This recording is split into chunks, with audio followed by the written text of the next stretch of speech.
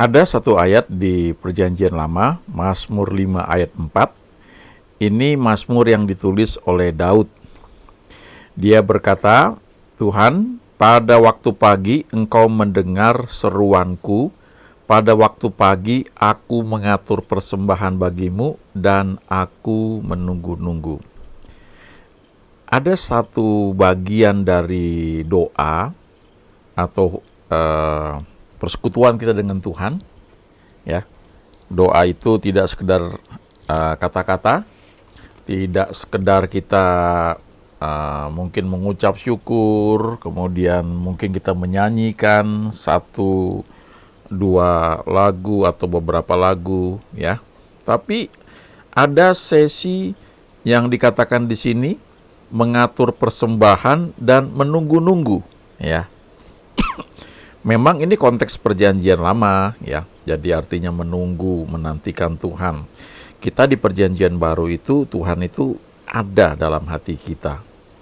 Tapi kalau kita terjemahkan ini dalam pengertian perjanjian baru, artinya adalah ketika kita berdoa pada waktu pagi, kita menyanyi memuji Tuhan, lalu kita punya sikap hati yang teduh. Kita menunggu Dia bicara. Ya, Dia ada di hati kita, tapi kita perlu teduhkan pikiran kita supaya bisa menangkap suaranya. Dan ini rahasia keberhasilan Daud ketika dia pergi berperang kemanapun dia berhasil, karena ini. Jadi dia tuh tidak hanya berseru, Tuhan tolong aku, Tuhan jamah aku, ya. Tidak hanya dia deklarasi firman, ya, yang mungkin kita sering lakukan, ya. Kita baca Mazmur 91 tiap hari, udah sampai hafal, ya. Tidak sekedar itu, ya. Tapi ada satu sikap atau sesi itu menantikan Dia bicara. Untuk hal ini, untuk mendengar Dia bicara, kita perlu teduh. Ada ayat yang mengatakan, jadilah tenang supaya kamu dapat berdoa. Karena doa itu sebenarnya aktivitas roh kita, ya. Kalau di Roma 8 ayat 26 dikatakan, kita tidak tahu bagaimana harus berdoa, tetapi Roh Kudus membantu kita untuk berdoa dengan keluhan-keluhan yang tidak terucapkan, ya. Roh Kudus itu menolong roh kita untuk berdoa, berseru ya Aba ya Bapa. Lalu kita membuka telinga kita, ya, secara rohani untuk mendengar Dia berbicara. Itu sebabnya perlu pagi, ya. Pagi itu bukan sekedar karena masih sepi, orang-orang masih tidur. Di bagian lain di Mazmur dikatakan, aku bangun mendahului waktu jaga malam untuk merenungkan firman-Mu, merenungkan janji-Mu. Merenungkan itu artinya meditasi, meneduhkan pikiran kita. Waktu pagi itu frekuensi otak kita sedang rendah. Itu bisa diukur, ya. Ada alatnya. Kalau kita secara sadar setiap hari, itu frekuensi otak kita itu dikelompokkan dalam satu satu level, ya, namanya beta, ya. Lalu kalau kita baru bangun pagi, terus kita kamar mandi misalnya, kita balik lagi, ya, masih setengah tidur, itu levelnya tuh lebih rendah dari beta, level alfa. Itu saatnya sebenarnya kita itu bisa merenungkan firman-Nya. Orang-orang yang belajar pengembangan diri, mereka tuh belajar untuk bagaimana menurunkan frekuensi otak mereka. Itu sebenarnya meneduhkan pikiran mereka supaya bisa menangkap intuisi, ya. Kalau secara umumnya tuh intuisi. Nah, itu kan bisa macam-macam karena dunia roh itu kan luas. Tapi kita yang percaya kepada Tuhan Yesus, ada Roh Kudus dalam hati kita. Sebenarnya yang perlu kita lakukan adalah meneduhkan pikiran kita. Jangan keminter kalau bahasa Jawa itu, ya. Jangan sok tahu, sok pinter. Belajar teduh, bertanya kepada Tuhan. Kadang-kadang kita udah hitungan masuk semua, tapi tanya Tuhan lagi. Dapatkan damai sejahtera untuk melakukan suatu tindakan, ya. Dan itu dimensinya roh. Ini satu contoh, ya. bagaimana Daud dikatakan di 1 Samuel pasal 18 ayat 5, Daud maju berperang dan selalu berhasil kemana juga Saul menyuruhnya, sehingga Saul mengangkat dia mengapalai para prajurit. Hal ini dipandang baik oleh seluruh rakyat dan juga oleh pegawai-pegawai Saul. Ada seorang yang dia bekerja, ya, ini bukan orang Kristen ya, tapi ketika dia bekerja di bagian sales ya, itu ada bagian tiap hari itu dia mesti kontak ya, ada namanya kalau nggak salah cold contact ya. Jadi tiap hari itu mesti ada daftarnya, hubungin mungkin 100 customer ya. Dari 100 itu dia akan dapatkan orang-orang yang bisa di follow up ya, atau calon customer gitu. Mungkin cuma dapat 20 katakanlah ya, atau barangkali cuma 10. Itu angkanya bisa beda-beda. Nanti dari 10 itu di follow up, lalu bisa dapat mungkin 5 atau 3 orang yang serius. Nah, dari 3 orang itu mungkin cuma 1 atau 2 yang akhirnya bisa membeli produk yang ditawarkan oleh perusahaan tempat orang ini bekerja. Dan dia cerita bagaimana dia belajar untuk meneduhkan pikiran dia. Dan ketika dia mau hubungin calon-calon customer itu dari yellow book ya, yellow book itu buku kuning, buku telepon ya zaman dulu ya. Kalau sekarang nggak tahu masih ada nggak itu ya. Jadi begitu banyak itu kan. Dia sambil menelusuri itu dia seperti ngecek di hatinya, ini perlu hubungi nggak. Dan ternyata yang dia hubungin itu tidak 100 ya, atau mungkin 100, tapi mayoritas itu orang-orang yang bisa di follow up. Sehingga dalam minggu itu dia punya penjualan tuh tinggi sekali. Karena setiap orang yang dia hubungi itu hampir pasti selalu akan beli produk ya yang dia jual. Nah, bagaimana bisa kita mengalami hal itu? Itu nggak bisa pakai otak hitungan manusia ya. Pakai statistik bisa, kita lakukan 100, nanti ada angkanya muncul tuh. Dari 100 mungkin dapat 20 ya, 20%. Dari 20% itu 20 orang mungkin yang nanti serius misalnya tinggal 10% atau 5% dan seterusnya. Tapi ketika orang ini menggabungkan ya yang dia sebut intuisi itu, hasilnya sangat beda sekali ya. Nah, sebenarnya kita itu diajar di Alkitab ya, di Perjanjian Lama ini ketika Daud berkata seperti ini, Tuhan, pada waktu pagi Engkau mendengar seruanku. Ya, dia doa, Tuhan tolong aku mengucap syukur untuk pagi hari ini, terima kasih Tuhan. Lalu pada waktu pagi, ya orang lain masih tidur ya, aku mengatur persembahan bagimu. Lalu aku menunggu-nunggu. Jadi Daud ini menantikan tuntunan Tuhan. Di bagian lain kalau kita lihat Daud berperang, dia selalu bertanya, Tuhan, aku mesti nyerbu lewat mana? Lewat sini, kiri atau lewat kanan? Caranya seperti apa? Itu dia nanya. Ya. Dan itu sebabnya dia berhasil.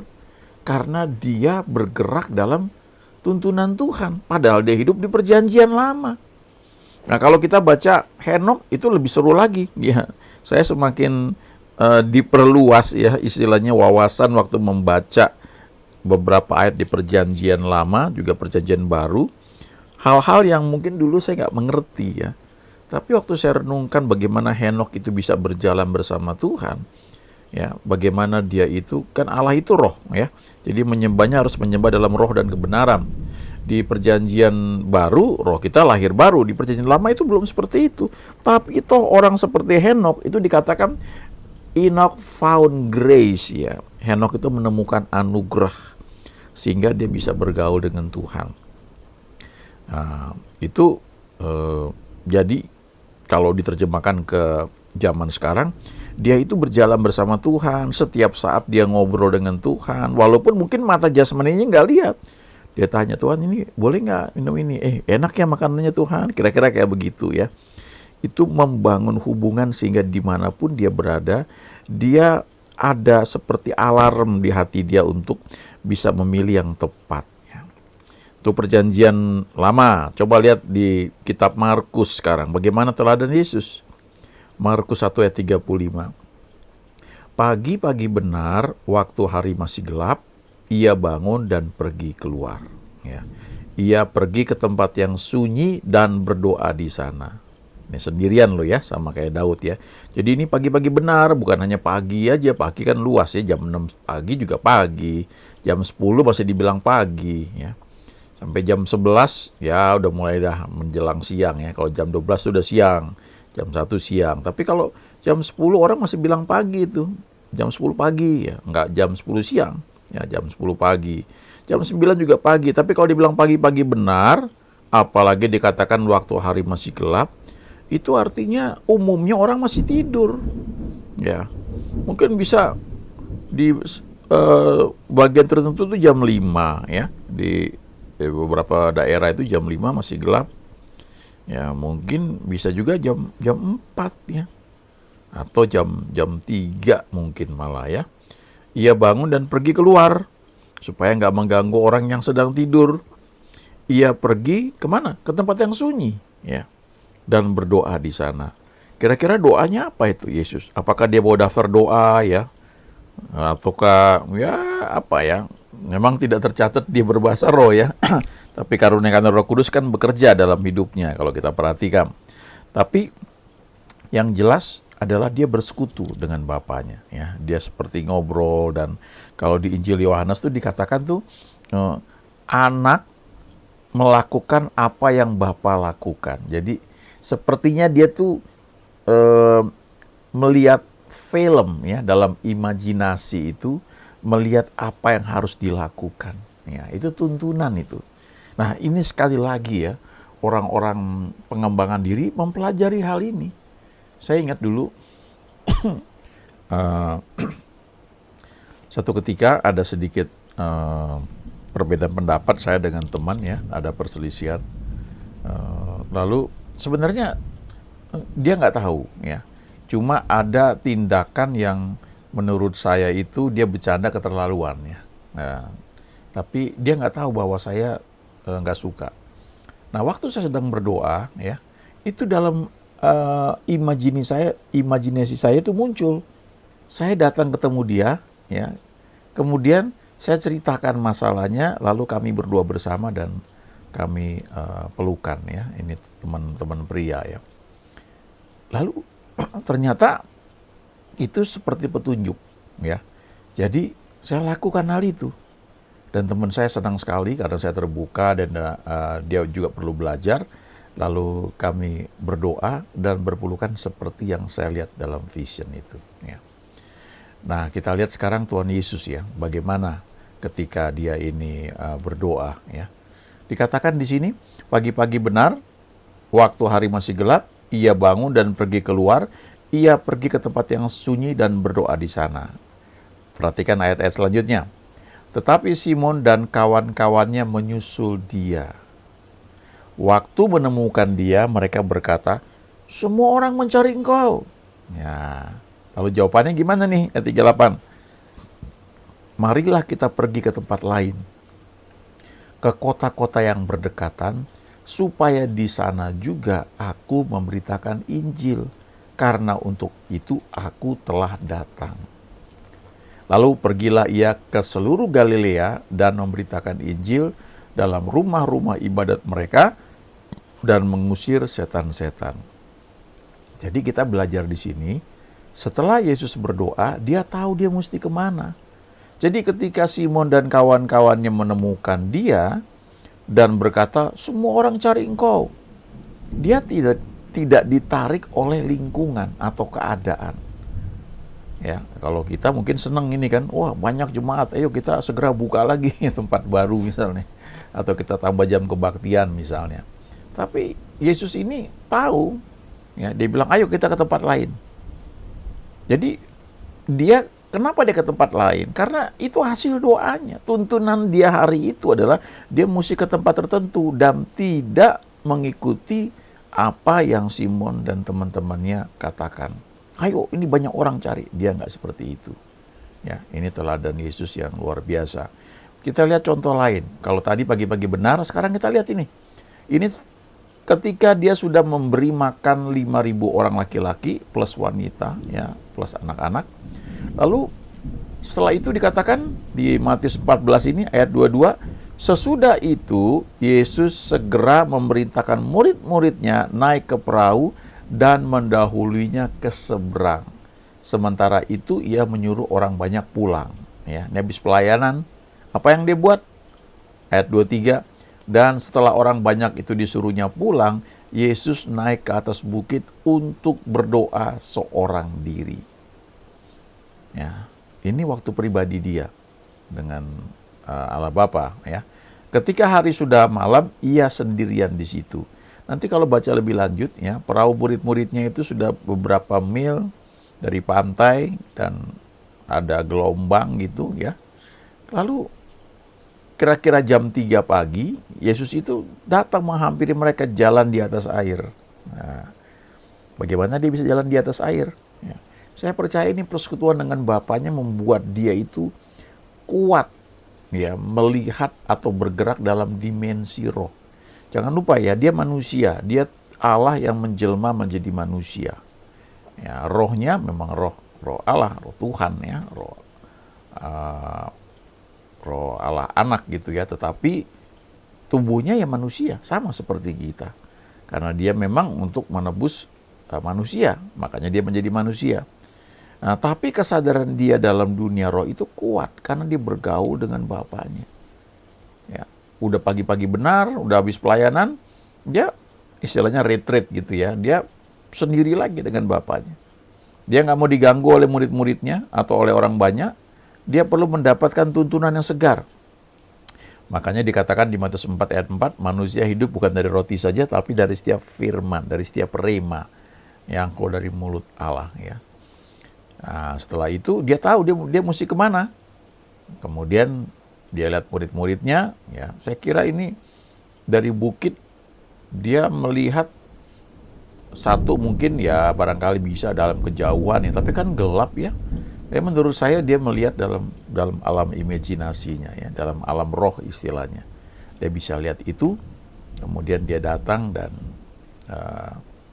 nanti baca sendiri bagaimana dia jalan di atas air dan Simon juga ikut jalan di atas air. Saya ingat ada seorang hamba Tuhan yang dulu dia cerita ya, ketika dia punya orang tua sakit dan dia nggak bisa pulang karena itu di luar Pulau Jawa, dan waktu itu kesulitan kalau nggak salah masalah biaya dan masalah waktu juga ya. Apa yang dia buat? Dia berdoa ya dengan suaminya, dengan satu lagi hamba Tuhan lain. Mereka berdoa dan kemudian dalam doanya itu ya, dalam alam imajinasinya itu dia seperti terbang ya, pergi ke rumah orang tuanya.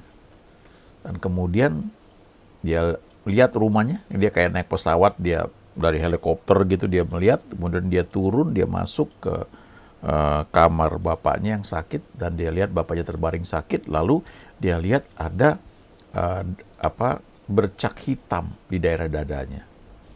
Lalu dia mulai doakan itu, suaminya dukung dalam doa, ya hamba Tuhan yang lain doakan juga, ditongging semua, sampai bercak hitam itu hilang. Setelah itu mereka mengucap syukur, hamba Tuhan ini balik lagi, ya, terus mereka ucap syukur, dan besoknya dengar kabar bapaknya udah sembuh ya, dari serangan jantungnya. Nah itu contoh ya, doa itu tidak mengenal jarak. Tapi kita ini memang harus masuk ke situ. Makanya hal pertama adalah belajar bangun pagi, ya, belajar teduh. Jangan izinkan kita itu dikuasai oleh entah itu medsos, WhatsApp, atau YouTube, ya, atau banyak sekali ya gangguan itu yang membuat kita mungkin jadinya tidurnya larut dan bangun paginya susah. Padahal pagi itu perlu untuk kita bisa bersekutu dengan Tuhan. Ya. Jadi mari belajar dari Daud, dari Yesus juga, bangun pagi. Ya. Banyak hal bisa kita lakukan untuk bangun pagi, ya, bisa lewat ikut doa YouTube atau Zoom dengan berbagai pelayanan yang kita rasanya cocok ya. Tapi poinnya adalah bangun pagi, sediakan waktu untuk bersekutu dengan Tuhan dan dengar Dia bicara. Ya, itu tuntunan buat kita senantiasa. Amin.